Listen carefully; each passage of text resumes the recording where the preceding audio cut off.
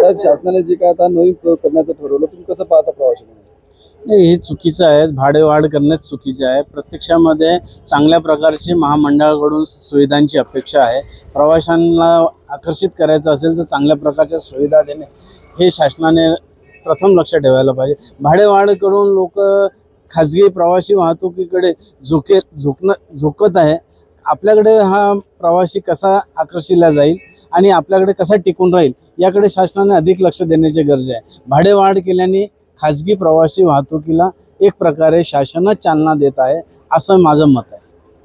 हे आता जे काही शौचालय मोफत केलं जाणार आहे, कॅन्टीनवर 30 रुपयात चहा नाश्ता दिला जाणार आहे, हे हा जो प्रयोग आहे यशस्वी होईल असं वाटतं? नाही, हे कुठेही यशस्वी होत नाही. आज जर तुम्ही बघितलं तर संडाससाठी 2 रुपये, आंघोळीसाठी 3 रुपये हे शासनाचे दर आहे. पण प्रत्यक्षामध्ये किती घेतल्या जाते? 10 रुपये संडाससाठी घेतल्या जातात, 15 रुपये आंघोळीसाठी. हे तर कमीत कमी सांगतो, काही ठिकाणी याच्यापेक्षा जास्त घेतल्या जातात.